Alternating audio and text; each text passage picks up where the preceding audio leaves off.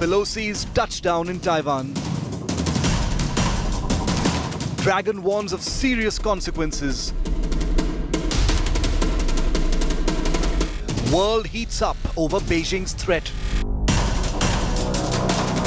China's show of force ahead of touchdown.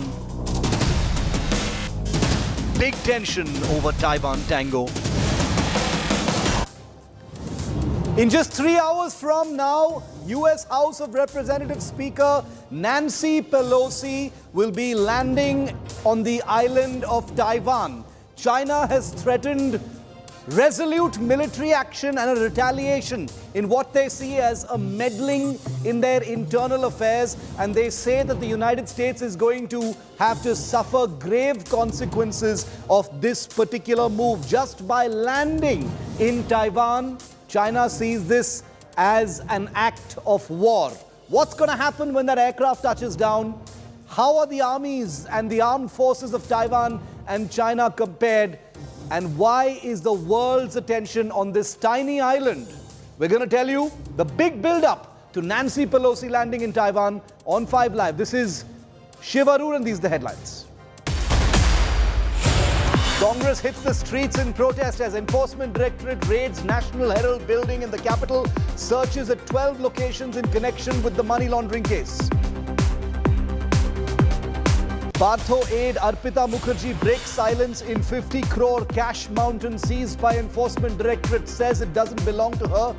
Her nail salon and 4 more properties are meanwhile being raided in Kolkata. Congress attacks Modi government over Lal Singh Chadda, backs Amir Khan over boycott trend. Congress Neta says India has become intolerant.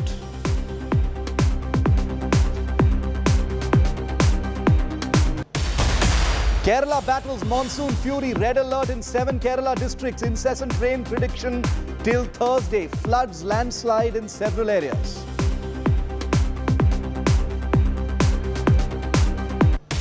Clear Pakistan link emerges in drone killing of Osama's number 2 al-Zawahiri in Kabul. Islamabad stooge and Taliban Interior Minister Haqqani had sheltered the Al-Qaeda chief in Kabul.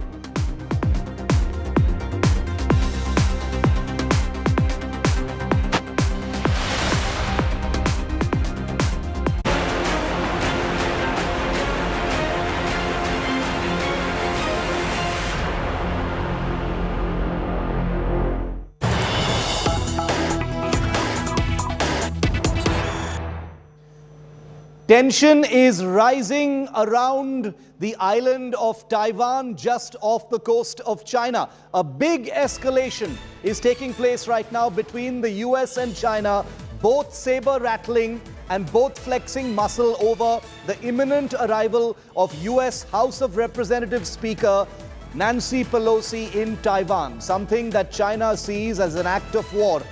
Viral videos have flooded Chinese social media showing armored vehicles on the move in the southern Chinese city of Xiamen.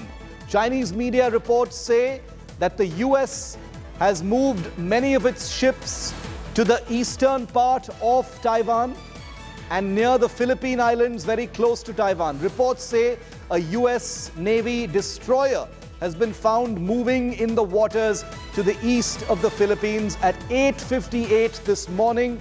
Chinese armored vehicles on the move near the Taiwan Strait, as per some unconfirmed reports on Chinese social media. Also reports that 4 military reconnaissance aircraft of the United States Armed Forces are in the air over the Taiwan region. The entire atmosphere has escalated dramatically with less than 3 hours to go before Nancy Pelosi lands in Taiwan. Remember, China has threatened resolute military action in what they see as a grave interference in their internal affairs. China claims Taiwan as its own. Taiwan is autonomously governed and has been moving towards fully independent status. It has not been a part of the Chinese mainland since 1949. It's been a festering and a highly, highly inflammable issue for China, and that's the reason why they see the imminent arrival of this US politician as a threat, an intimidatory gesture, and an act of war on the United States' part.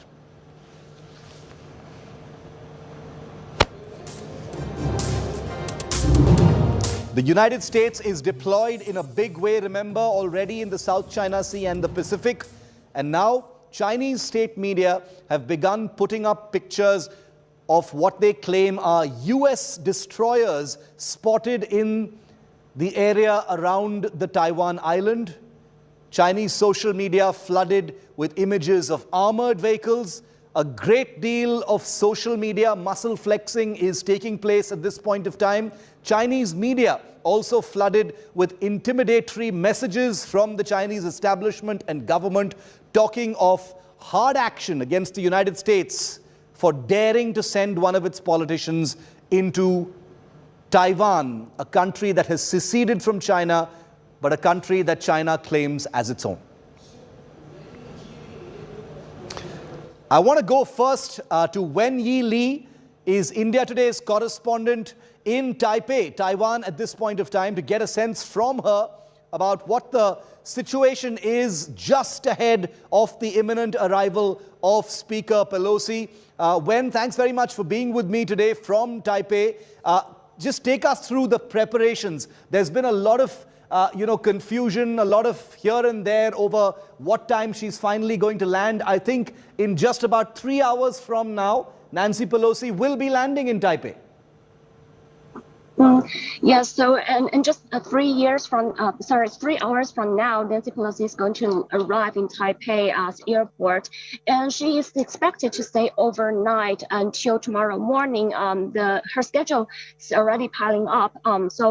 According to local media reports, she's going to visit Taiwan's Congress Legislative Yuan in the morning, and also she will probably meet Taiwan's President Tsai Ing-wen, and then she would also probably go to a human rights park. That's her schedule, and it is heard that she might postpone her schedule until late afternoon, and then after that she will fly to South Korea.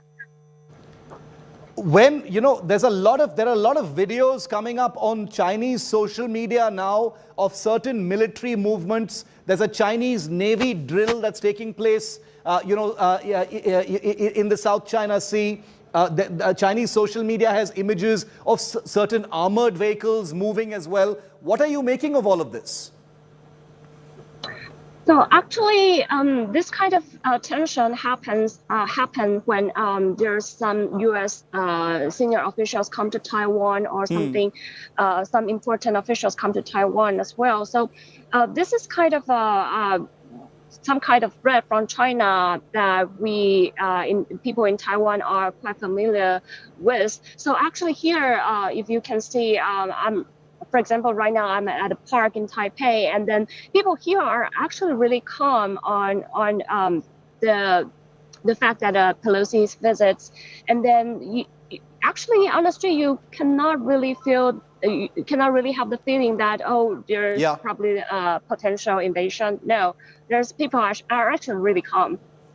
Okay, Wen-Yi Lee, stay with me. Thanks for that update, but continue to stay with me as I remind our viewers about the fast-paced developments. These are the latest 5 developments that we're tracking on this story right now. Let's take you through the first development now on this proposed visit. In a big show of military might, the US Navy has deployed 4 warships east of Taiwan in the Pacific as Nancy Pelosi heads to Taipei.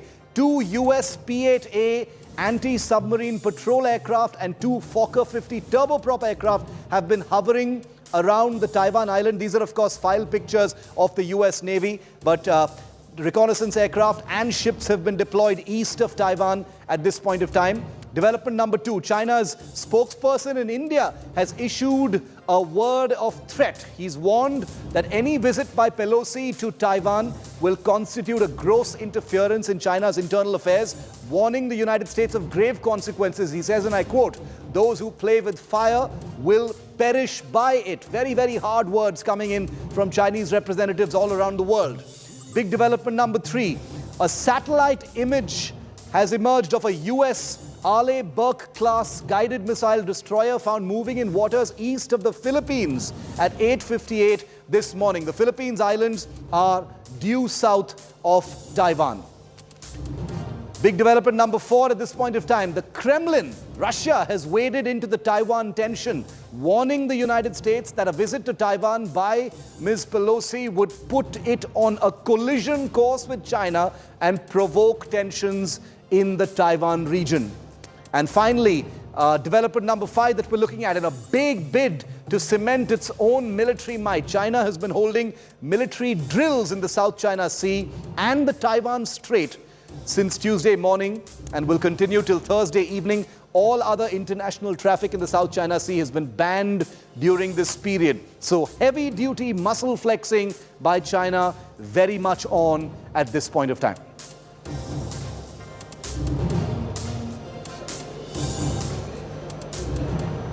Okay, let's just show you what China's oceanic curfew looks like around Taiwan. China is raising temperatures in a near unprecedented manner as far as Nancy Pelosi's imminent arrival in Taiwan is concerned. Now, they're already conducting a military drill in the South China Sea. This was supposed to have been a scheduled drill, but this is happening obviously to showcase China's military presence in that area where the US also has a presence. It has imposed a no-fly zone around the Taiwan island. No entry allowed from August 2nd till August the 6th in the South China Sea area for any kind of traffic. And there is also a great deal of muscle flexing in terms of aircraft of the Chinese Air Force and the Chinese Navy either sailing or flying very close to the Taiwan Strait. You've got aircraft that have been flying across the Taiwan Strait as well. So it's an extremely volatile situation. These are some of the big questions that are being asked at this point of time. Here are the big questions. What is China really threatening at this point of time? Is there a possibility of an attack on Speaker Pelosi's aircraft? Of course, there's very, very little, nearly zero chance of that actually happening. Issuing threats of military action, that's already happened. China has already threatened military action against the United States. Number 3, flex military muscle near Taiwan. As I just demonstrated to you, it's already definitely happening both from the air and on water. Could there be repercussions for the island of Taiwan after Nancy Pelosi leaves? Highly possible is what we're hearing. And is this all talks and mind games and no aggressive action from China? Is that also a possibility? Unlikely is what we're hearing, because this is too high profile and China is too committed now to aggressive retaliatory action to simply back off. There doesn't appear to be an honorable exit from those threatening words. And finally, could there be non-military economic actions against the United States after Pelosi leaves? That, of course, lies in the realm of possibility even now. I want to go back now to Wenyi Li. She continues to be with me. With all the threats that have been coming in from China, we'd like to understand from you, since you're in Taipei, what kind of action do you think China will take? They've made very specific threats. They've said things like resolute military action, grave interference in internal affairs. They've issued these threats from across different levels of the Chinese establishment. Even the Chinese spokesperson in Delhi has made those same threats. Do you think China will take any actions at all? And if so, what? When? So actually, the real military actions from a lot of experts here in Taiwan, this might not be happening this time anytime soon. But if we look at the economic sanctions or economic actions, it is really actually happening. Just yesterday, that China just banned some Taiwanese brands and food exporters from exporting foods to China. So it actually adds a lot of economic pressures on Taiwan. So foods including seafood, tea, and honey, things like this kind of sanctions, this is really happening now. Okay, so So the sanctions and the economic actions have already begun against Taiwan. Could they be imposed against the United States as well? Could there be any kind of military action? Do you foresee any immediate military action, for instance, when, as the aircraft of Ms. Pelosi lands in Taipei? Do you think there will just be more words from China, or do you think there could be some actions as well?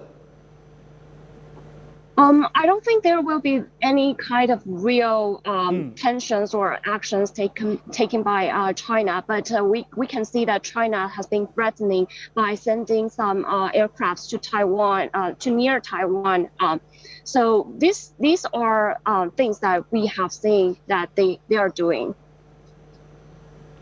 Okay, Wen, thanks very much. I'm going to come back to you on this. But right now, temperatures are continuing to rise. We're going to be joined by more reporters from the ground in Taiwan in just a moment. There you have it. We've got a large panel of journalists and reporters and voices coming in. I'm going to ask my producer to keep talking to me, reminding me of where all our reporters are right now, so we can give our viewers all the information they need right now, because this is rolling coverage. I can't hear very much, so I'm going to remind my producers to tell me what I'm expecting to see right now.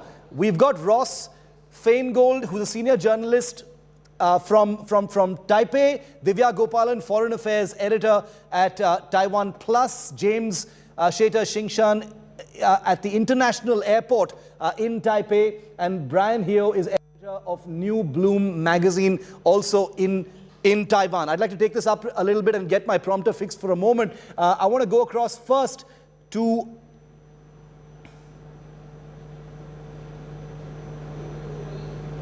Let's go across to Divya Gopalan, Foreign Affairs Editor of Taiwan Plus. Divya, any light you can throw on what's going to happen? It's about 2.5 hours left for that 737, that US Air Force 737 to land in Taipei.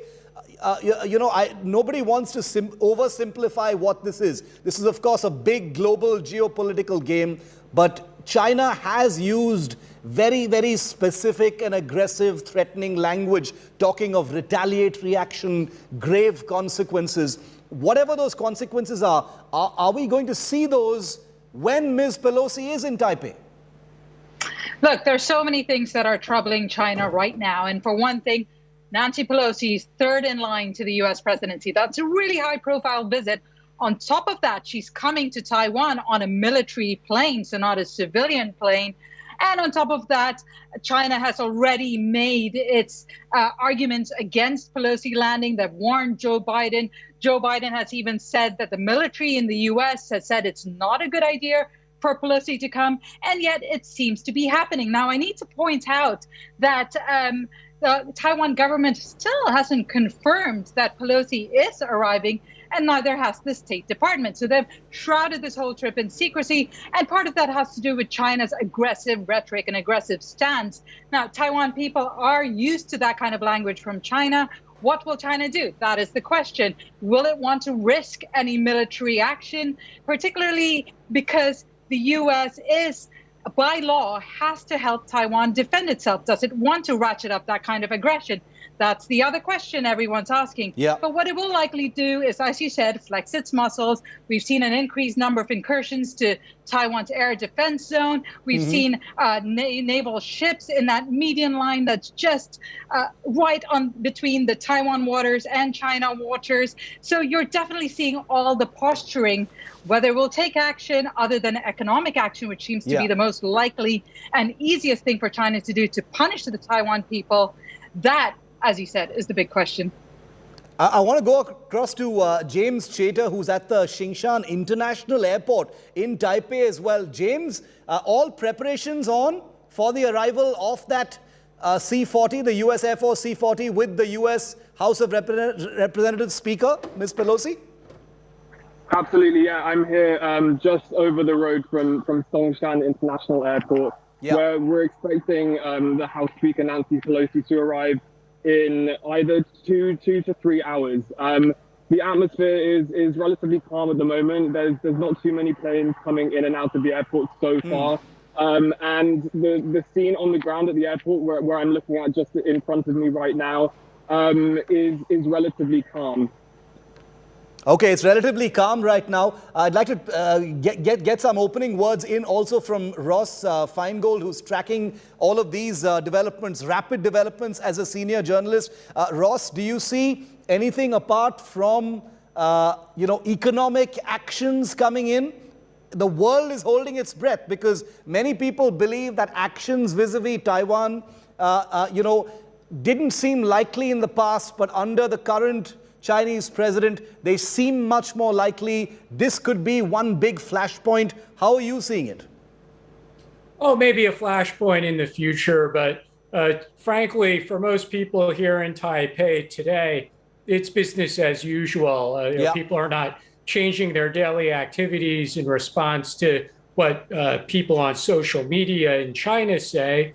Nor do people here change their daily activities in response to what various spokespeople from Chinese government agencies say. People are aware of this, but also it's something for the politicians. The political leadership of Taiwan will meet this visiting delegation, but it's really not relevant to people in their day-to-day lives here.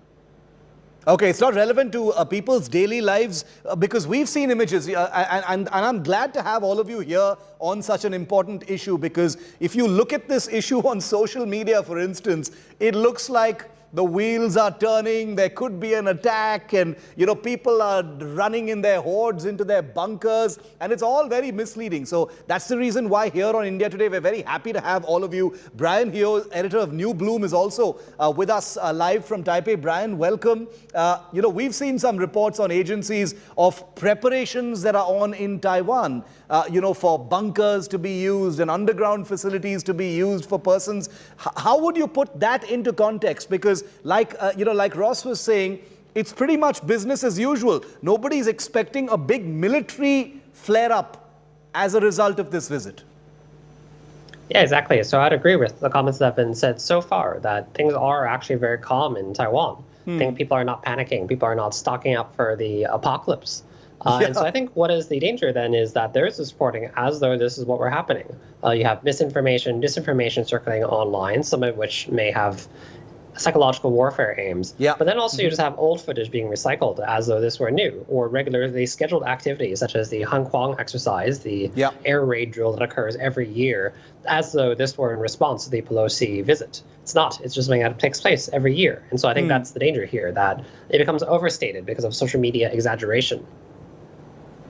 Oh, it is a social media exaggeration, and believe me when I say that we here in India know all about those the social media mind games. We're very familiar with it, especially in context of what's been happening in the Ladakh theater as well. Lots of propaganda, lots of mind games and psychological operations. Divya, is with China appearing to sort of commit itself or tie itself down to some kind of retaliatory action, how does that actually play out? Does China always make such specific threats? Will it be looking for some kind of an honorable exit after making threats of this kind? Or is it only to be expected that the retaliation will be, like you said, economic and at a later date?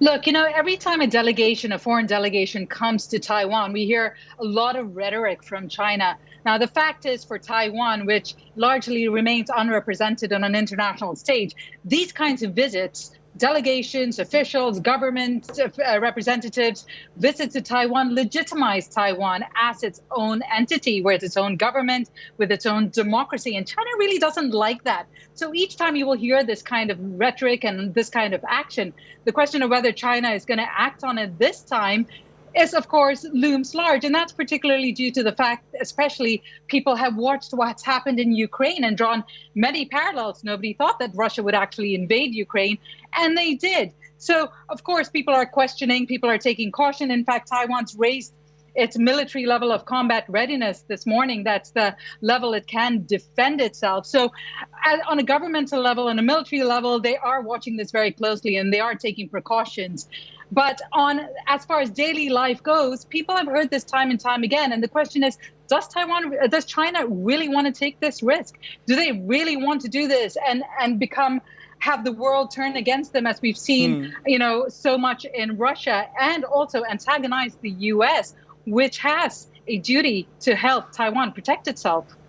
Absolutely. Very, very important point and perspective, about what China really wants to achieve by all of this, all of this air of threat over Taiwan. Does it see some kind of an opportunity to do what it has always wanted to do? Well, on the island of Taiwan at this point of time, like you've heard from all of our guests right now, it appears to be pretty much business as usual. Nothing out of the ordinary going apart from them getting set to welcome a big dignitary from the United States. We've got some news just coming in right now. I want to quickly update our viewers that Taiwan's presidential office website appears to be under a cyber attack, according to news agencies, just ahead of Nancy Pelosi's visit.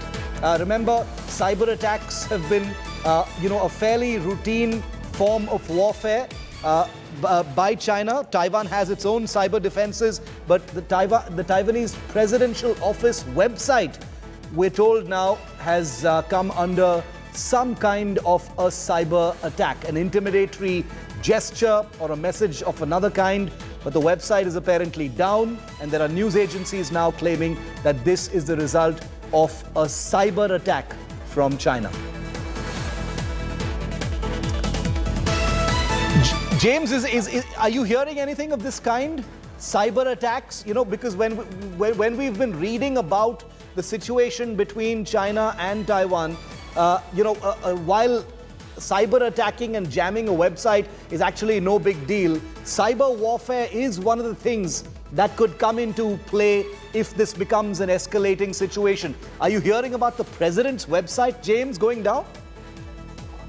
I haven't seen the reports of this yet, but as you mentioned, cyber warfare and cyber attacks of this kind are extremely common in Taiwan, and the government is taking measures to combat such issues.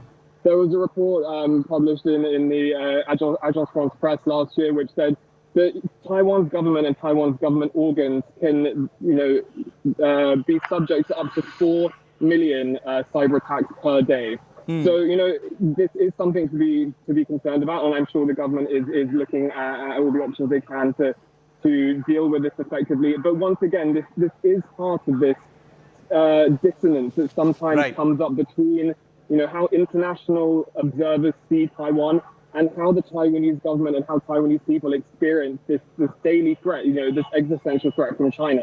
As I mentioned, millions of cyber attacks, hacking attempts are foisted upon the Taiwanese government every day. So again, this is part of this this peculiar kind of dissonance that sometimes comes up between the international observers seeing Taiwan and how people are experiencing this on the ground.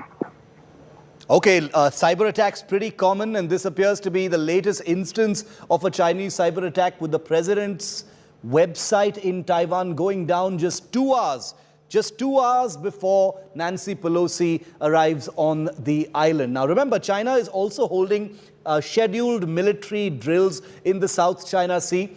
Anything that happens right now vis-a-vis China and Taiwan is going to be seen as directly linked to the arrival of Nancy Pelosi. Beijing's fighter jets have been flying very close to the median line that divides the Taiwan Strait, the narrow strip of water between the mainland and the island. All of this seemed to be in retaliation to US Speaker Nancy Pelosi's proposed visit to Taiwan that begins 2.5 hours from now. Pelosi has been a known critic of the Chinese Communist Party, and China may take an action that it threatens, or it may postpone it for later. But this landing on the island nation is now something that the entire world is watching. Take a look. US House Speaker Nancy Pelosi meeting members of parliament in Malaysia ahead of her crucial and globally watched visit to Taiwan. Pelosi, who began her trip to Asia on Monday in Singapore, is expected to arrive in Taiwan's capital, Taipei, later today. Despite warnings from Beijing, the United States has said it will not be intimidated by Chinese saber-rattling over Pelosi's visit to Taiwan, an island off the Chinese mainland that says it's not part of the People's Republic. Previous speakers visited Taiwan. Many members of Congress go to Taiwan, including this year. And so if the Speaker does decide to visit and China tries to create some kind of crisis or otherwise escalate tensions, that would be entirely on Beijing. We are looking for them, in the event she decides to visit, to act responsibly and not to engage in any escalation. We have been clear from the very beginning that she will make her own decisions and that Congress is an independent branch of government. Our Constitution embeds a separation of powers. This is well known to the PRC, given our more than 4 decades of diplomatic relations. The Speaker has the right to visit Taiwan, and the Speaker of the House has visited Taiwan before without incident, as have many members of Congress, including this year. Now, the world has seen the United States government be very clear that nothing has changed about our One China policy, which is, of course, guided by the Taiwan Relations Act, the 3 joint U.S.-PRC communiques, and the 6 assurances. China is seeing red over Pelosi's Taiwan tour. Beijing has declared that its military will never sit idle. It has also sounded an alert, telling the United States, "Don't say we didn't warn you." We can see such a visit is apparently very much dangerous, very much provocative. If the U.S. insists on making the visit, China will take firm and strong measures to safeguard our national sovereignty and territorial integrity. Definitely, such a visit undermines the One China principle, undermines China's sovereignty and territorial integrity.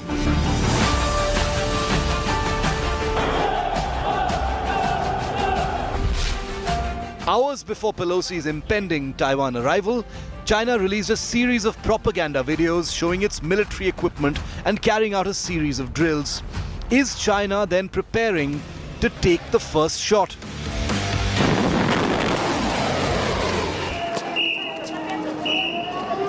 Taiwan is preparing its air raid shelters amidst rising tensions.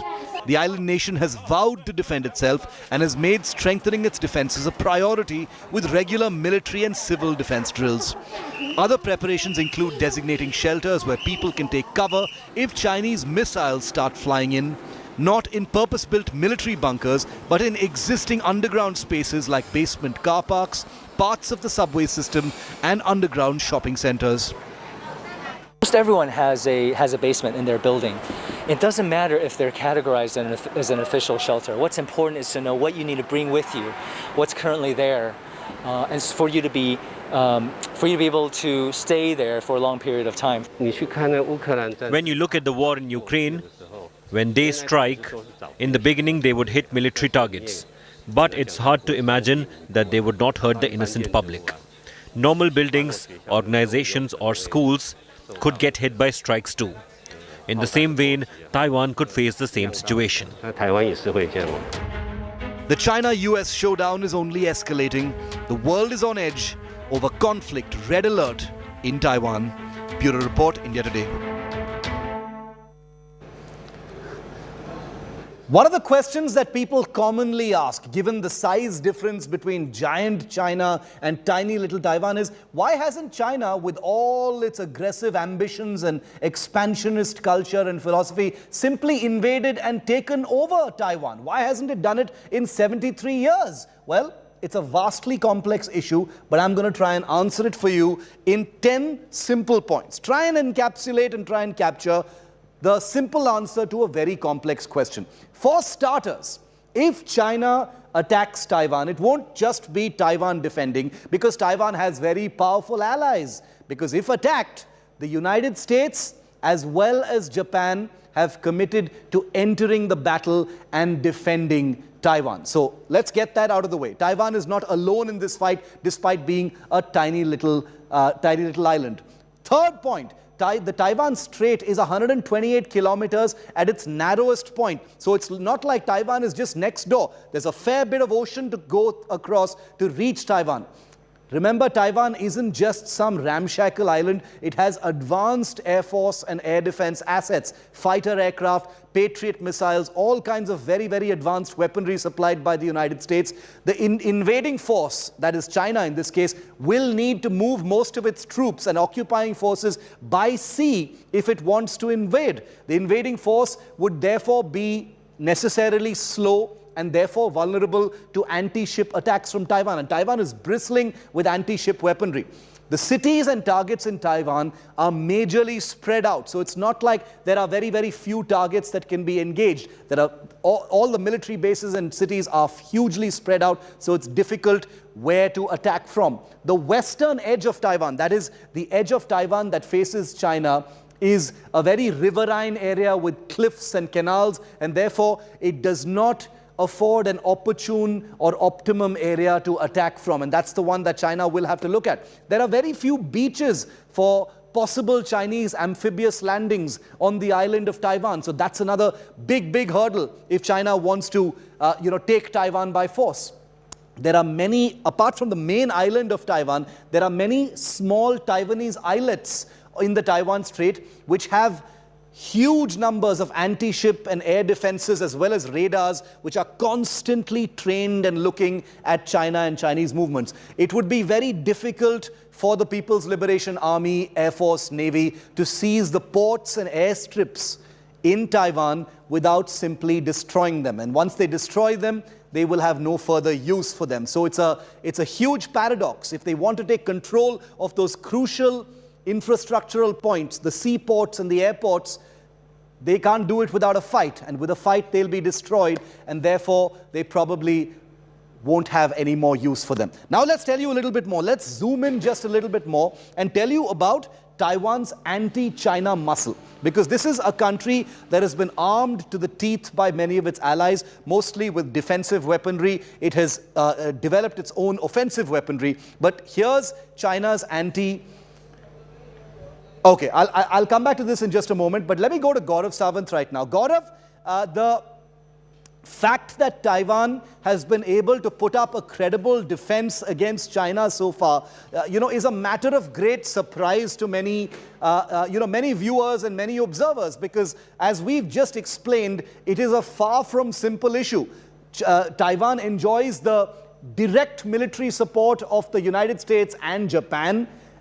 But even apart from that, this is a country that is bristling with defenses and all primed against China. It simply exists with its defenses because of the constant threat of a Chinese invasion, Gaurav. Shiv, right from its inception, Formosa to Taiwan, the effort was defense against a communist China. While mainland China may talk about integration and Xi Jinping may say it cannot wait forever, the fact remains, with its F-16 fighter jets and a string of Patriot surface-to-air missiles, very, very clearly with the Patriot missile defense shield, there is a protective shield that Taiwan has put around itself, along with what is known as strategic ambiguity of the United States of America to come to Taiwan's defense. And this has been in place for decades. Also, the role of Japan, in terms of China may say that it can take this territory not by force but by convincing them to be a part of mainland China. That's easier said than done. Shiv, there's another aspect. Apart from the military aspect, there is also the trade and business aspect, the amount of trade between the two, and China's dependence on Taiwan, including for something as strategic or as important as the microchip. Now, in case, what Taiwan says in its defense, even the missiles that China has uses the microchip made in Taiwan for its use. So very, very simply, there are effective systems of checks and balances that Taiwan has in place, and fiercely patriotic to the core to defend their democracy and their rights. And Taiwan is an industrial powerhouse. Like I said, it's not just some island, off the coast of China. It's a country that very much, it's an island that and a nation that stands by itself in a very, very big way. Remember that China does not look at Taiwan as a separate entity whatsoever. It's part of the one China philosophy. And that's the reason why China is seeing red over what they see as an interference in their internal affairs. We've got more breaking. Gaurav, stay with me. We've got more breaking news coming in. Okay, China's fresh red alert as Nancy Pelosi's visit approaches just 2 hours from now. The Chinese Foreign Ministry has just issued a statement saying the US will certainly shoulder the responsibility and pay the price for undermining China's sovereignty and security interests. China's Foreign Ministry spokesperson also says, we hope US officials will clearly understand the importance and sensitivity of the issue and how dangerous it would be if this visit actually happens. Let's listen in for a moment. 美方必将为其损害中国主权安全利益承担责任，付出代价。我们密切关注佩洛西的行程，如果美方一意孤行，中方必将采取坚决有力的措施，维护中方的主权安全利益。中美双方呢一直在各个层级通过各个渠道，在北京和华盛顿都保持着密切的沟通。中方多次明确无误地向美方阐明了中方坚决反对美国众议院议长窜访台湾的坚定的立场。我们希望美方的官员呢能够清楚地理解这个问题的重要性、敏感性以及一旦发生的危险性。China's the narrative is escalating. The words being used are becoming, more specific. The threat of a retaliation and an escalation coming thick and fast from the Chinese establishment. Grave consequences and endangering of the world if this visit goes through is what China is now threatening. We've got Taiwan's best journalists on our panel this evening, and William Yang is also joining us from Taipei. William, quickly want to get a perspective from you. These statements that are coming out from China, obviously more and more of them coming up as the landing of Nancy Pelosi gets closer. What are you making of them, William? The general sense we're getting from Taiwan appears to be it's business as usual. These are psychological mind games. The air of threat has always been there. There's nothing out of the ordinary. Whenever a foreign dignitary visits, this is what China usually does. Do you see anything different this time? Honestly, there isn't really much difference in terms of China's response, the wordings, and the potential way that they are going to retaliate against Taiwan. Yeah. I think, as you just pointed out, Taiwanese people have been dealing with this kind of threat for decades, and over the last few years, China has not once, stopped using the gray zone tactics to actually try to intimidate Taiwan. Yeah. So whether Nancy Pelosi is visiting or not, China will still fly their fighter jets into Taiwan's air defense identification zone. And at the same time, other items from Taiwan could still be banned from importing into China. So I think that is why Taiwanese people are not necessarily having a very big reaction to the news that she is visiting, and also having big reaction to the kind of wordings and the threats that have been coming from China. William, because, there are things like, this is a question I want to ask because from the outside, it's difficult to judge because, and that's why a perspective like yours is so valuable at a time when we're talking about the possibility of conflict breaking out. And I'm glad to hear that it's not being seen as, out of the ordinary this time either. But, things like airspace closure, the cancellation of thousands of flights in mainland China on Tuesday, are you seeing those things as out of the ordinary and a possible indication that things could actually escalate this time, or no? I mean, I'm sure there's definitely going to be additional tactics that they have not really used that often. Right. And I think the closure and the air traffic control, that's definitely one thing. And the other is there were 2 Chinese naval vessels being spotted near the coast off the east side of Taiwan's offshore island, Orchid Island. Yes. So these are, I think, definitely new ways that they're added to Pelosi's visit. And I think it reflects the level of importance that they're putting to the visit of Pelosi, because I think, after all, this is the highest level U.S. official that has visited Taiwan in 25 years, and probably the highest that we will be seeing, because any higher than Pelosi's level is going to definitely trigger more unpredictable response from Beijing. But I think we also have to keep in mind that no matter what kind of responses that Beijing is going to use this time, is going to be pretty measured, because we need to keep in the back of the mind that the 20th Party Congress is coming up in the fall, and Xi Jinping is actually facing the task of being basically running for the unprecedented 3rd term as the Chinese leader. So he does not need an external trouble or conflict with a big power. So what he wants is to show a stance, but at the same time, the stance needs to be strong enough so that he can convince the domestic audience that he is the right leader, because he chooses the right moment to show China's strength. And this is one of those moments. Very, very interesting and very, very crucial points, helping us understand and put into perspective this unfolding story. William, I request you to stay with me for just a few minutes longer.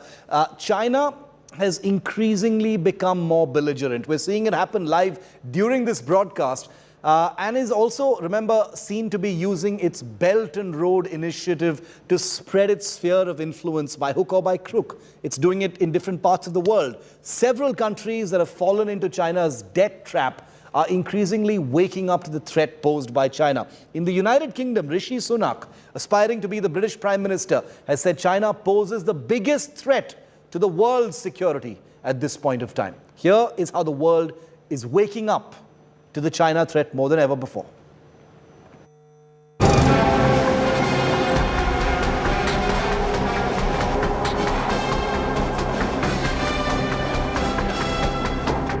An aggressive military power, an economic superpower. China's hostile policies have kept its neighbors and the West forever on the edge. The latest leader to talk of the China threat is Britain's Prime Minister contender Rishi Sunak, who labelled Beijing as UK's enemy number 1.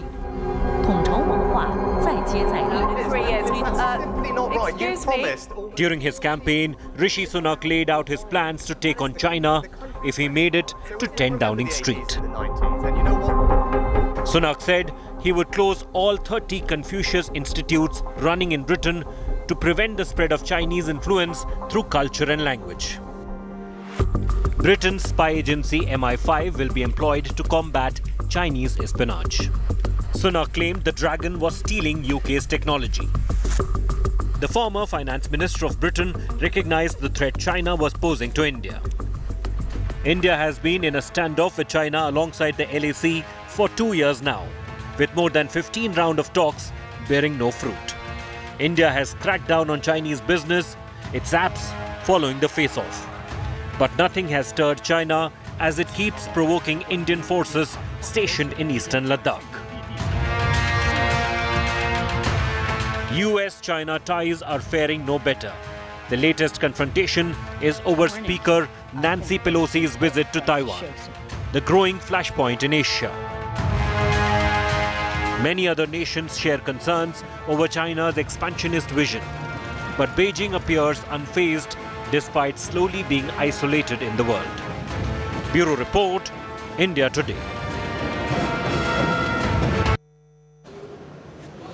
And our build-up coverage to the arrival of Nancy Pelosi in Taipei in just 2 hours from now continues. All of those updates will be right here. I'm taking a very quick break. On the other side, I can't complete this show without telling you about Al-Qaeda's chief Ayman al-Zawahiri, who's just been killed by the United States 2 decades after the 9/11 terror attacks. Full details on the other side.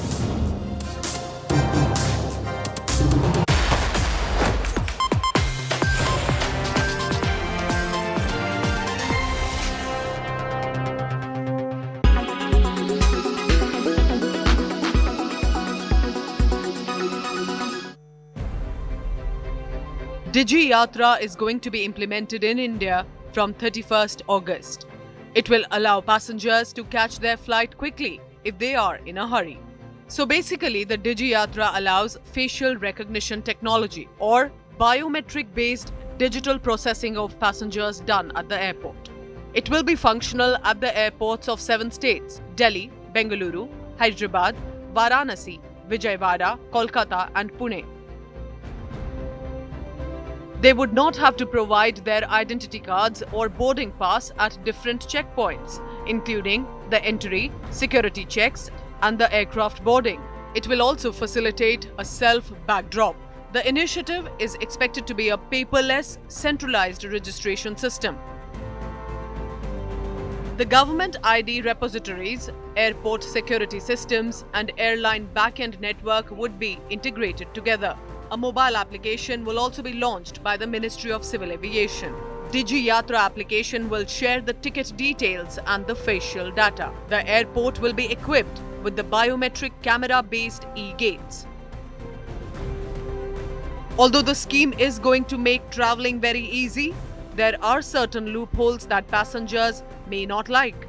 According to the Internet Freedom Foundation, there would be privacy risks with features like facial recognition for check-ins and data recall.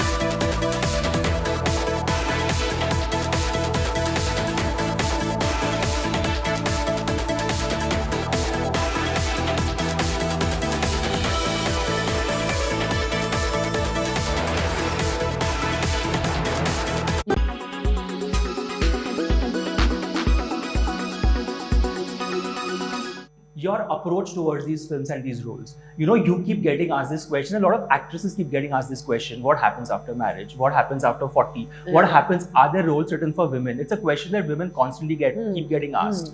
And you've also answered this in the past. But now I want to ask you, is that, does ageism still exist? Does sexism still exist? No, I think only on social media, not actually in life, because it makes good topic and you're constantly like talking about it. You're constantly, you know, it gives a topic of discussion. People are writing articles, debates are happening and everything. But I mean, in the reality of situation is that we're still working. Everyone's getting their work. If you're talented, you will get work.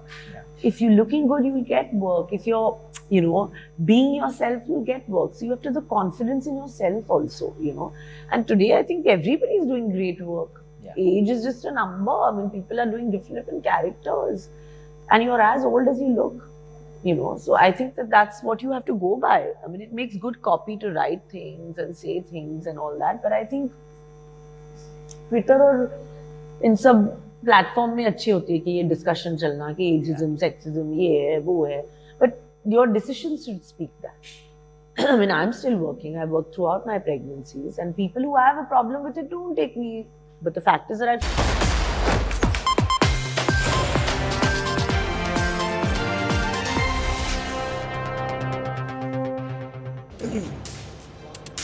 And finally, the elimination of Ayman al-Zawahiri, the Al-Qaeda chief today.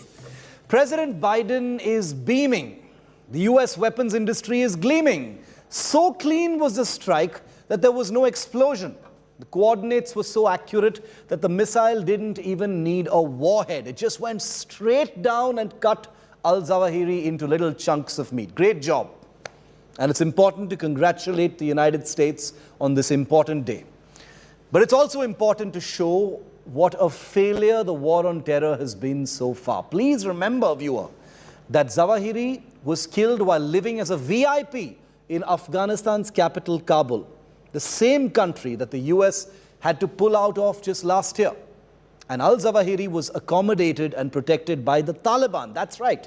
The same Taliban that impressed anti-fascist Indian activists by holding a press conference after seizing power last year, since it afforded a precious pot shot at the Indian Prime Minister. But I digress. The point is, 21 years after the so-called war on terror began, the US remains bogged down hunting terrorists that aren't just VIP protectees, but now run full governments in big countries like Afghanistan. This is the same US that has had to watch helplessly as Pakistani terror structure has aided and funded the rise of a jihadi government and the deaths, remember, of nearly 2,500 US soldiers. The same Pakistan which housed Osama bin Laden, but now gets a free pass despite housing several more high-profile terrorists. So while we celebrate the justified, necessary killing of a terrorist like Ayman al-Zawahiri, remember that it's only a reminder that the war on terror in many important ways is a total failure. Thanks for watching.